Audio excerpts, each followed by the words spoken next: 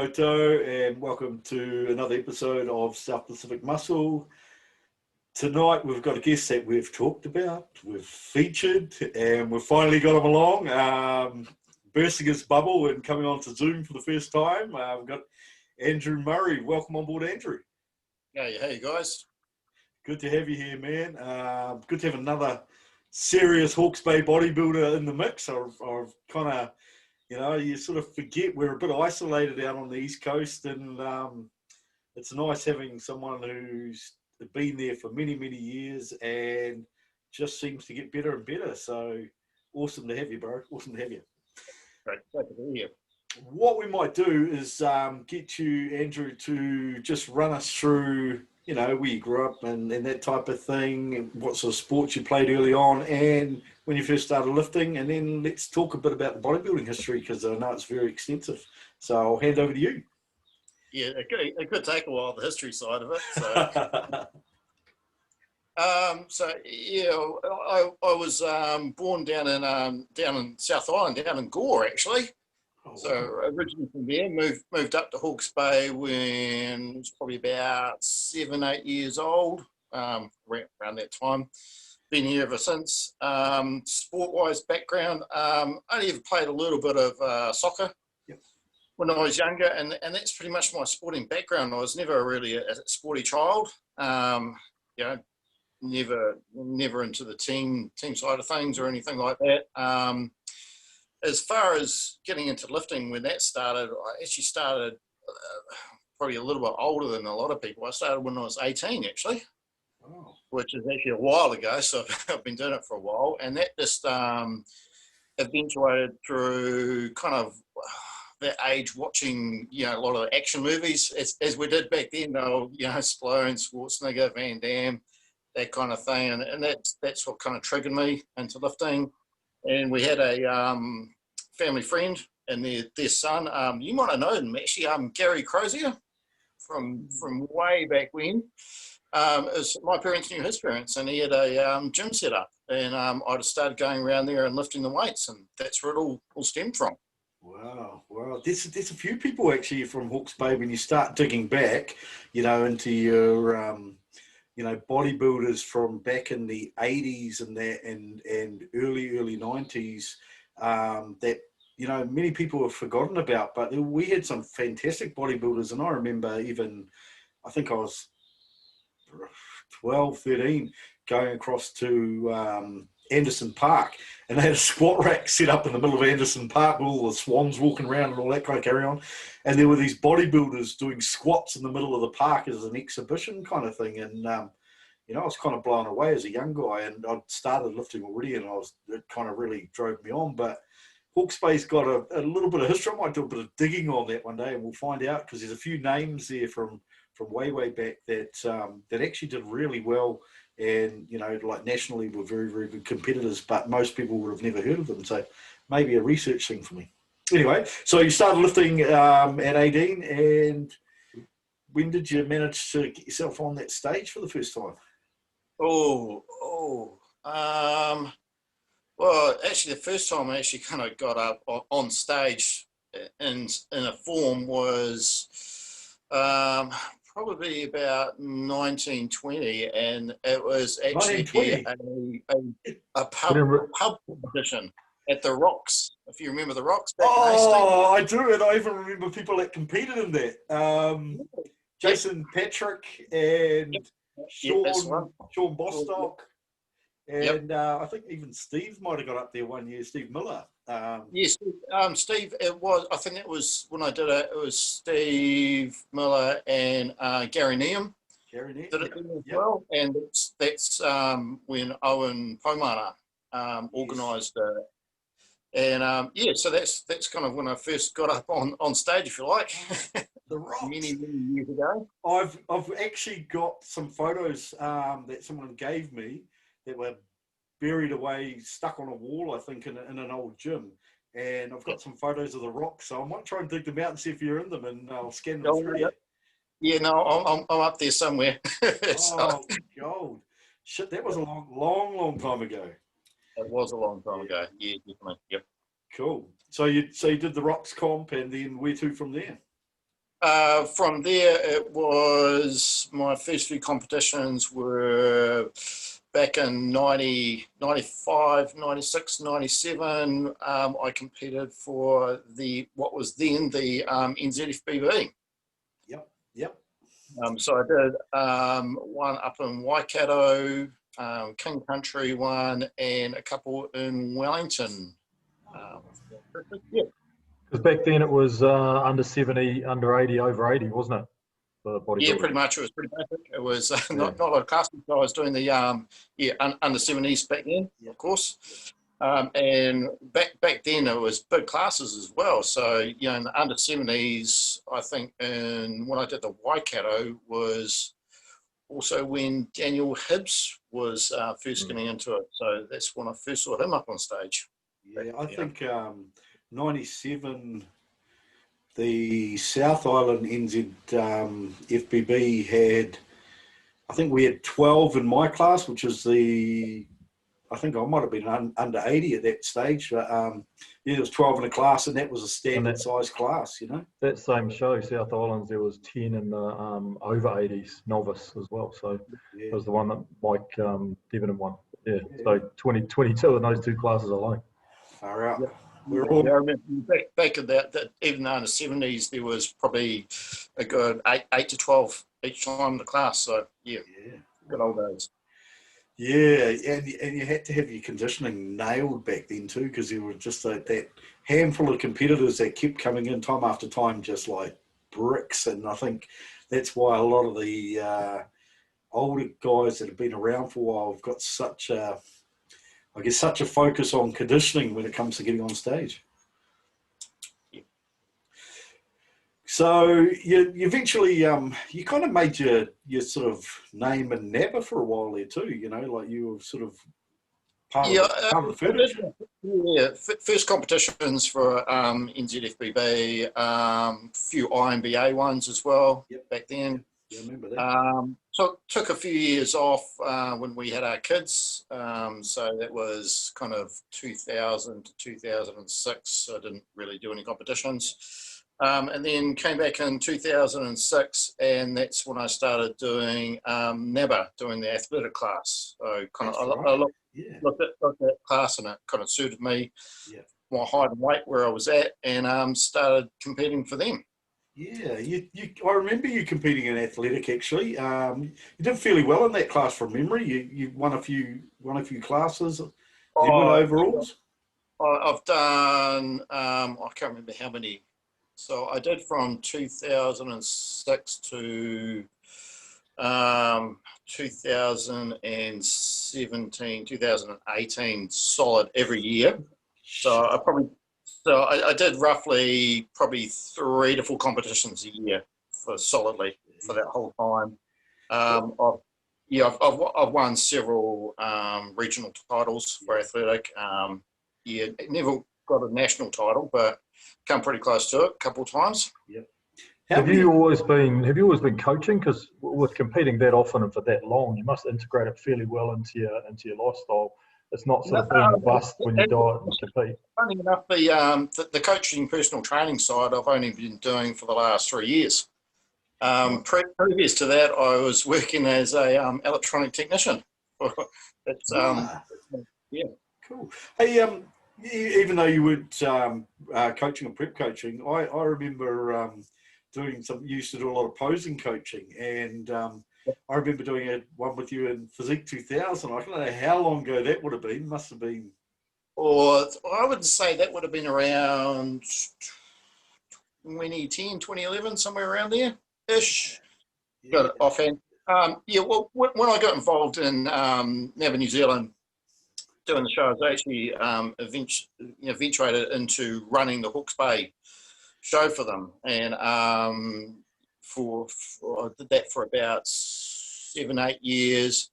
Also judging for them. So because I was running the Hawke's Bay regional show, I actually did a lot, helped out a lot of people with the opposing practice, run opposing practice sessions for people. So it was just kind of giving back to the sport, helping people.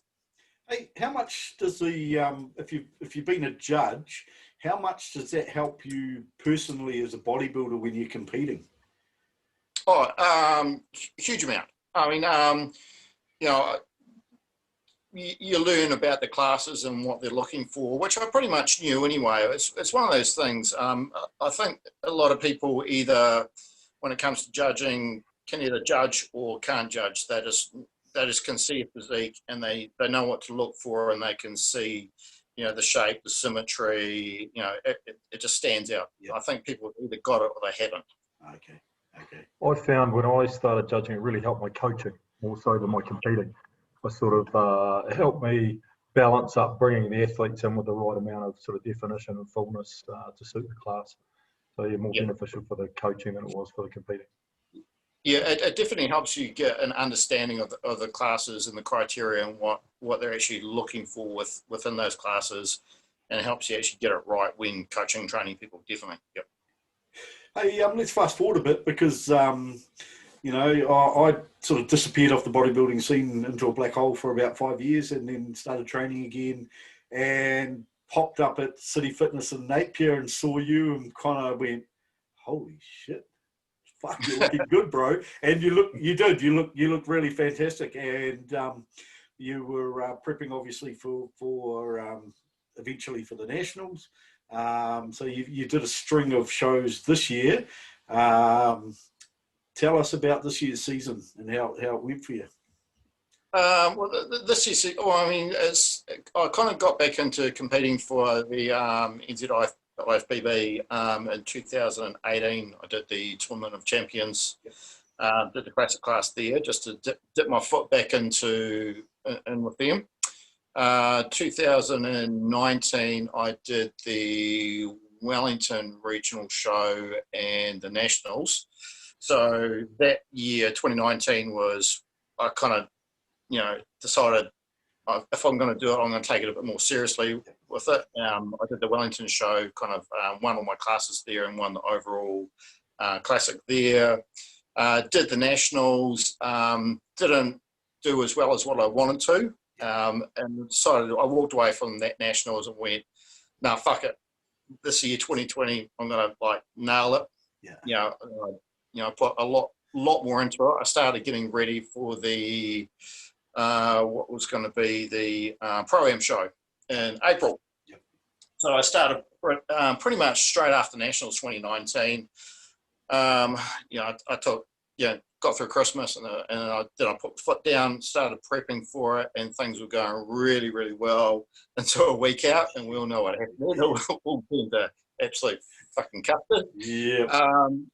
But, you know, and then over the lockdown period, you know, I decided I'm going to keep pushing, and show's going to come up, and when it does, I'm going to be ready for it. And, yeah, then they put the calendar out, Wellington show came along, you know, went down to that, came in probably the best I've ever come in up to that stage. Yeah. Again, won all my classes, won the overall classic. You know, started getting ready for Nationals. And Nationals prep was going well until about a week out, and I just kind of, you know, stress levels kind of burnt out a little bit for it. Yeah. And I just didn't pop on stage. It just wasn't for me. I was lucky enough. I've seen you twice in the flesh this year competing, and the Nationals, I thought you looked really good, but you weren't quite there. You know, you were just that fraction off. And when I spoke to you afterwards, you know, it was quite clear that you weren't happy yourself. You know, obviously afterwards, you know, when you don't place where you think you should have, or you're not happy with your condition, whatever it might be, you know, you have that initial, fuck this. And those that haven't got it, either throw it in or change federations or do something drastic, throw their coach out the door. But you obviously took a different approach. So you came out of the Nationals and, you know, I said congratulations to you. I could see in your eyes you weren't, you know, not obviously weren't happy with it. No. What was your process from that point onwards to get where you got to the Tournament of Champions? Well, it's you know, the week after the Nationals, I was just burnt. I got home and I just basically that whole week just about slept the whole entire week. You know, I was training clients, sleeping, training clients, sleeping. I was just so burnt out. Yeah. We had that long drive home as well afterwards, after nationals, going back to Napier. It's a 5-6 hour drive. And, I was, the whole time is just contemplating in your head, what am I going to do? And, and I thought, I wasn't going to do the Tournament of Champions, but then on the drive home, it was like, do I, don't I, do I, don't I? I just put it in my head, all right, I'll give myself a week, don't blow out, just cruise through it, relax, and then 3 weeks out, if I feel like mentally and physically I could do it, then I was going to put foot back down. So after that week after nationals, I kind of managed to my body bounced back, just slept, rested, got back into it. Then 3 weeks out, I went, okay, am I going to do it? I went, all right, I'm going to start prepping for it. And if it pans out, it pans out. And if it doesn't, it doesn't. Yep. So I took a very different approach with my training, cardio, and diet, and supplement-wise, getting ready for it. Try a few different things. Interesting enough, it is a funny little story. I kind of a week after nationals, when I started, prepping for Tournament of Champions, I found I had a really, really sore foot. My left foot was hurting like anything, and I just couldn't walk on it, couldn't do anything on it. And so cardio-wise, all I could do was go on a bike, go on a spin bike, go on a bike and cycling. And I only found out 3 days ago I actually got a stress fracture in my second metatarsal, my foot. Oh, shit. Just from... I don't even know how I did it, but I prepped for that whole comp with my foot just absolutely fucked pretty much. Oh, God. Hey, and look, you got on stage at the Tournament of Champions, and the minute I saw you, I went, fuck, you've nailed it. Your condition was just that percentage better, which makes all the difference. And, in the classic, I know watching the overall, I was going, Andrew's got it. Oh, no, Josh has got it. Andrew's got it. Bounced back and forward, and probably could have gone either way. Didn't get that one. But the bodybuilding, again, like I was kind of like, oh, who's got this one? And then towards the end, I just went, Andrew's got it. He's fucking nailed it. And you just got better and better, and you posed harder and harder, and everyone kind of faded off a bit, and it was pretty clear towards the end that you had the overall. And shit, I was happy when you won it, bro. I gave you a big yell, and I said, about fucking time you got the overall bodybuilding. Tell us about that, man. Oh, I mean that was. I mean, going into it, the night before the competition, I was a lot calmer, a lot more relaxed going into the competition anyway. And the night before, I kind of just looked at myself in the mirror and went, "Yeah, nah, you got it." And this is where I want to be. And I still. I know I had more in the tank. I could have kept going for a few more weeks, and I know next time what I can do and keep going and coming even better. So I know mentally I can do that. Yeah. I had a couple of clients at that competition as well, so I was kind of like a bit preoccupied with them, so that helped just keep my mind off things, which is a bit odd for some people to think that you can actually do that. And probably something that a good learning point for you is that to be a bit distracted and not focus and not worrying so much and overanalyzing things is probably the best strategy for managing cortisol and things like that on the day. Yeah, I mean, it's that whole cortisol control and keeping that. When I went up talking to the nationals, it was just a fucked up day or two before, which just completely threw me off. Yeah. But this one, with that classic with the overalls, it was, I knew I had my class. I knew that much. Yeah. I got up there and I went, fuck, I got this. Not to sound cocky or anything, but when you know. And but when it came to the overalls, I knew Josh. I knew he was going into it. I knew what a 3 he would be. I knew how good he is. Yeah. That kind of it did throw me a little bit going up on the overalls against someone that good because it's hard to believe I still lack in that confidence a little bit when it comes to that side. Yeah. Which is you can do it. as much as you like, but Yeah. it still sits there in your head.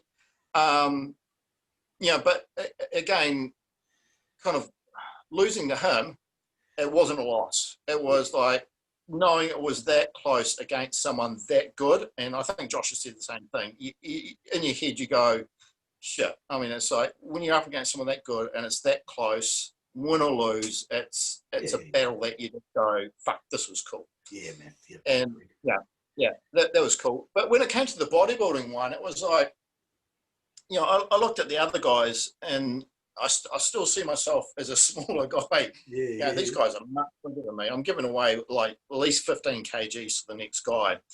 And that sits in your head. I still, because I've done athletic for so long, I still don't see myself as a big bodybuilder. Yeah. So I kind of went in there into that overall and just went, fuck, I'll just give this a go. Just give it a crack. Yeah. See what happened. And as I started going through, and when they, I know when they put you placings, where they put you on stage, what it means. And when they stuck me in the middle, I just got that little, fuck you, I'm going to get this.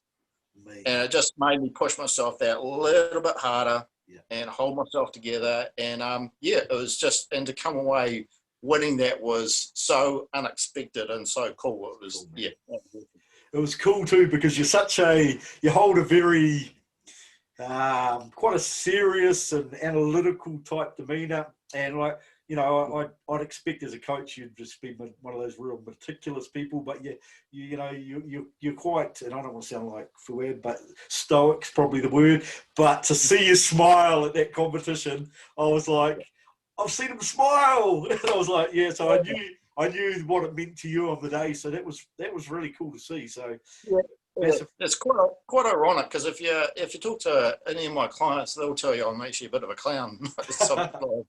I joke around, but when I'm serious, I'm serious. So Yeah. Oh no! Look, it was cool. It was really cool to see you do so well. So, what we might do, Mike, is if we want to dig in and people want to know a bit about how you train, your thoughts on different things. So, Mike, do you want to hit some quick fire questions? Yeah, we'll jump into the quick fire, and feel free to kind of separate this out into, well, this is what I do for myself and this is what I do for my clients, or this is what I used to do and this is what I do now, because often those things are quite different, especially when it comes to the old dirty bulking. So off season, do you dirty bulk or stay lean? Stay lean, definitely stay lean. Yep. And high protein. 4 weeks, high protein, high fat, or high carb? Generally high protein. Yeah. Your high protein, your highest carb, lowest fat. I mean, I've chopped and changed around a bit. I've done keto before. I can do keto. Sometimes I'll do keto off season.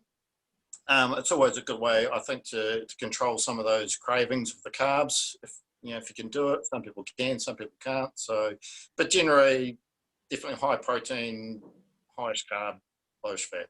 Yeah, I've got a couple of people around me trying to convince me to do keto in the off season too. I've heard it's not great for off season. You don't have the carbs or the energy for your training. Your training doesn't go so well. I think it depends on your body type. It definitely, when it comes to keto, it'll work for some people and some people just won't. Some people can generate the ketones and run off them sweet, and I can. Some people have tried it and it's just shit. They just have no energy. But when I've done keto, I did it for about 7-8 months straight, and I'd go to the gym and people would think I'd still be having carbs because my pumps and the vascularity I got were just fucking still crazy. So it's all body type dependent. Cool. Yeah, I'm going to give it a crack when I'm eating too much food and I need to improve my insulin sensitivity. I'll have a month on keto and see how I go. So you're training off season. Do you go more volume or high intensity? It's a bit in between. Off season, on season for me, training doesn't really change much with weight wise. What I do now, especially now being older. It's just I don't go super high intensity just because of the risk of injury. I've got a couple of niggles. I'm constantly having to get massages and stretch now, so which I didn't have to do. So I definitely backed it off from when I was a little bit younger. Yeah. And so you stay relatively lean, so you wouldn't have any issues with insulin sensitivity in the off season. So you don't need to do mini cuts or carb cycling or any of those tricks. No, that it's all pretty consistent. Yeah, and when it dives into getting ready for a show, it's prep time for me is relatively can be relatively short if I push it hard. So yeah. Well, that was my next question. Do you tend to come in hard and fast with your cuts, or do you sort of like to come in slowly? I could from where I am now, and this is off season for me. This is where I'm going to be sitting. This leanness. I could probably get ready for a show in 6 weeks if I pushed it hard, but 8 comfortably. So you are quite lean for off season. Are your off season goals to gain more size or just refinement with where you're at? So therefore, are you pushing food up, or what are you working on? Always, for me, it's more of a refinement rather than trying to chase a lot of size. I'm not too far off my limit for classic class. I've got about 3 kgs I can put on. So I'll probably put on about another 2 kgs before I jump up on stage next year. So, calorie wise, it's not probably about 300 calories over maintenance ish around there. But I'm not pedantic about what I do off season. I'll look in the mirror. If I'm starting to get a bit too fluffy, pull it back a little bit. If I'm starting to get too lean, it's up a little bit. So just eyeball it. Yeah. And you see your future as predominantly in classic rather than bodybuilding? Definitely. Yep. That's the goal. Cool. Yeah. I'm surprised you could make weight for athletic. I'm about 15 kilos over, and I don't look anything like you. When I did athletic, so I had to be under 70 for athletic class when I did NABA. So that I did that for a lot of years, and I did end up holding myself back a little bit from putting on size because of that. But I got to the point I went, just kind of like, screw this, we'll just let the body grow. And it's just been a progression over probably the last 4 years of just slowly going up in weight. So that would put you at 1.67 m, is that right? Tall? 168. 168, which is for us old people, that is 5'6", right? Yeah, somewhere around there. Probably 5.5, probably, which is called 5'6". Cool. So I actually did a bit of an Instagram stalk, and I saw there was a throwback photo of you from when you're under 70 in 2011. And then, so although it seems like a long time for most people, it's 9 years or so, you've actually made remarkable progress in that time to go from what I saw in that photo. Because to be honest, it was a good 70, but it wasn't the quality that you've got now as well. So tell me a little bit about how if things have changed or what your process has been over the last sort of 8-9 years as far as sort of building that quality and size that you've got now. Just over time, it's just progression of maturity, muscle maturity, just muscle getting harder, leaner. Do I dare say what's changed over the last 3 years? You don't need to be a brain surgeon to figure out what's changed over the last 3 years. What I'm doing differently, I don't need to go into that, but that makes the difference. Yeah. And so, what did you come in at stage this time around? So Tournament of Champions, I was 78 and a half, walking around there. So yeah. It's amazing what 8 kilos can do, in the right place. Probably more like 10 or 11 if you take an extra conditioning. Yeah, the conditioning, it's harder, it's leaner, and you put it in the right place. Yeah, it makes a difference. And so when you're cutting for a comp, you've got to make a tweak. Is your first go-to to cut food or to do more cardio? Cardio. Yeah. 100% cardio. Yeah, keep eating. Righto, and so now you're off season. what does your normal sort of training week look like as far as number of days per week, number of sets per muscle group, sort of loads you're looking It varies. My regime for probably the next few months is it's not set in stone. It's when I've got time, how many times I train a week, what muscles I'll do. I'll train minimum of 4 times a week, sometimes 5. At the moment I'm trying to meant to be hitting my legs twice a week because I need to put a bit more volume on my quads. Just because when I lean down, I'm just starting to lose a little bit of volume of them, just to get that inner and outer sweep. But with my foot being a little bit screwed up, that's put a spanner in the works for a little bit. It's back training twice a week, legs twice a week is what I'm aiming for. Everything else is kind of sitting where I want it to. Arm size, biceps, triceps, shoulders, chest, everything else is where I want it to be. At the moment, the goal is to widen and thicken up my back and legs. And there's 2 kilos right there, isn't it? Yep, pretty much. So, yep. Yeah. Cool. Hey, should we have a bit of a look at that Instagram and have a look at that photo that you're talking about? Quite keen. Right, so Andrew's page here, Coach Andrew Murray. If you want to follow a very, very cool journey of someone who's been around for longer than me, which is fucking rare to say, jump on. And I'll have a look at this one. There's a great photo from Tournament of Champions. Got to say, with the, I was kind of thinking, fuck, going to bodybuilding. But one thing I will say is, you've obviously got a real passion for posing and the hitting classic poses and things, and you've got some fantastic photos taken around Napier and other places, and you just seem to, give a bit of a masterclass, really. What's your thoughts about posing and routines, etc.?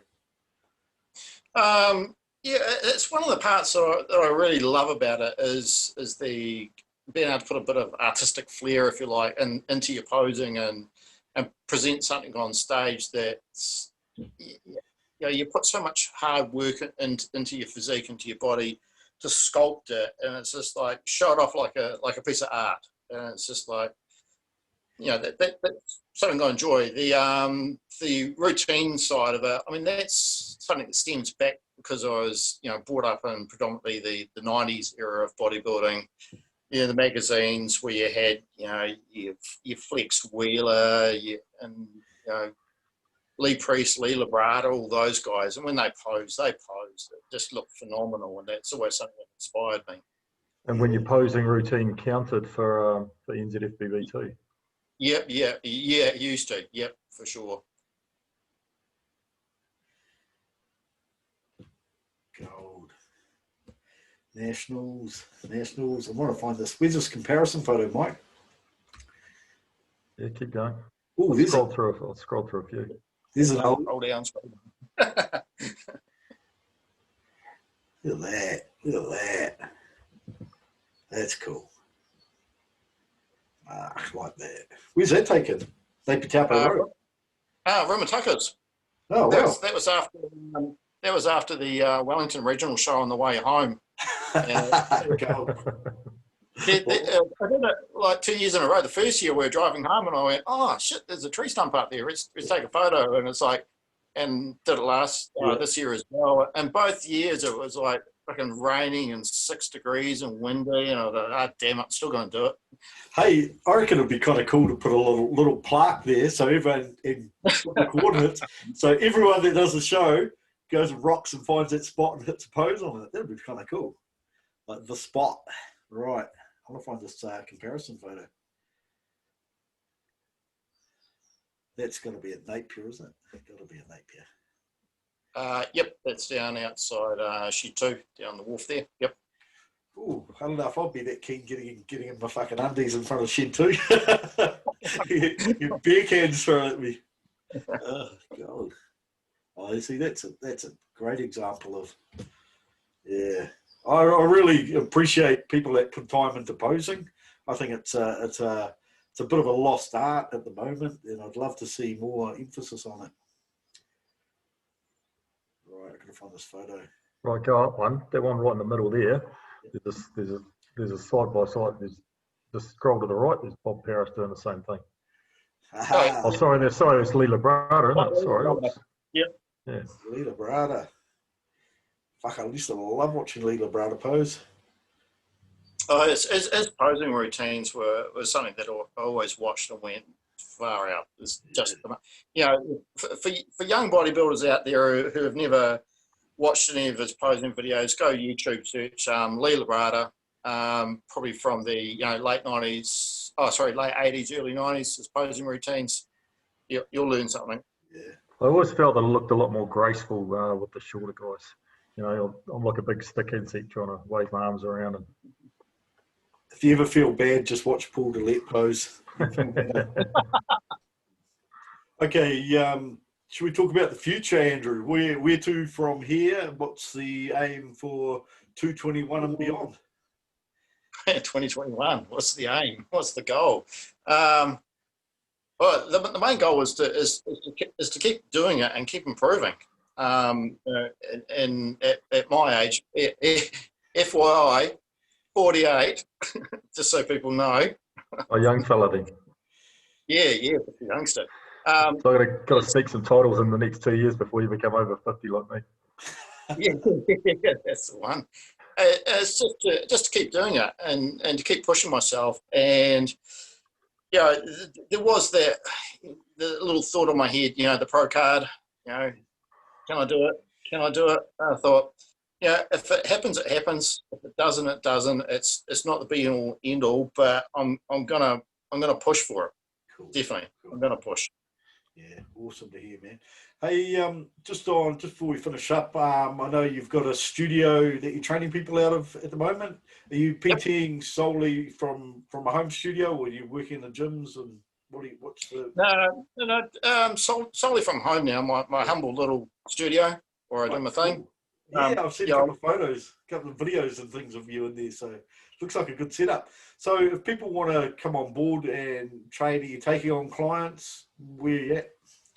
I've got room for a few clients. It's all dependent on time wise. At the moment, I've got probably about 18, 20 clients that I train from home, which is fairly substantial. I normally do kind of 45 sessions a week as it is at the moment.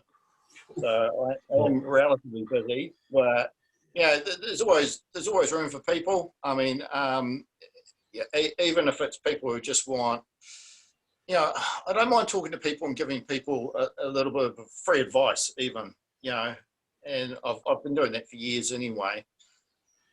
But if anyone wants to contact me about anything, just shoot. Yeah, just do it.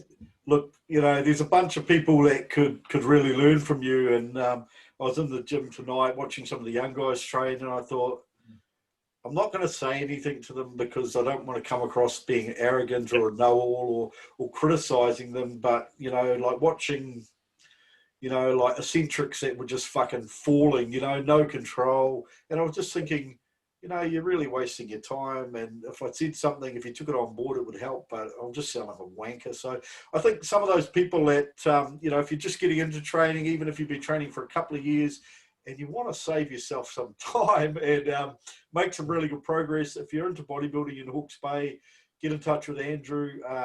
Good man just to talk to, but certainly if you want some sessions with him, hit him up on Instagram.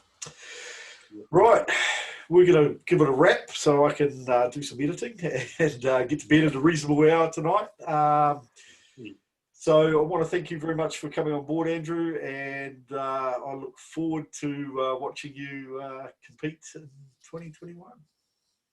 Yeah, it's been a pleasure, and I just got to say one thing I'll say for all the young guys and girls out there, up and coming, training. It's just like, don't try and be so fancy with shit. Keep it simple. I mean, it does my head in. I've got to say, it does my head in. All these people copy all this fucking rubbish on Instagram with all this training and trying to build muscle, and none of it's, and no hypertrophy, nothing in it, no control of, you know, movement, anything. Keep it simple, dumb it down, learn, go back to old school stuff. Should we give Andrew a chance to shout out anybody and thank the support crew and any sponsors you want to talk? Yeah, I'd like to thank my coach and my nutritionist. No, actually, my wife, Rachel. I think Nate's met her a few times. You know, you got to have that one person, you know, who's there for you. That you know, that sensible voice that sits there and tells you, "Stop being a dick. You are that good. Get up there and do it." Without her, you know, I've had some pretty, you know, moments, dark moments. You know, we'll do when competing. We'll fall down that little hole, and you've got to have that person there who can tell you and just pick you up a little bit and give you a little kick up the ass, and yep, that's her. Awesome. Right, yep, absolutely. And big shout out to all the partners of the bodybuilders out there, because really partners and support people, parents, friends, etc., that those people that put on the support, because it's an incredibly selfish individual sport, but you need a fucking team behind you, or, you know, a rock to lean on. And as you say, we don't make the best decisions at times, and we're carb low, and it's good to have those people that kind of give us a bit of a check every now and then, and stroke our egos when they need a bit of that. So thanks for that, great point. We'll close off on that note. So again, thank you, Andrew, and to everyone out there, stay safe, and we will see you Thanks, everybody. later in the week.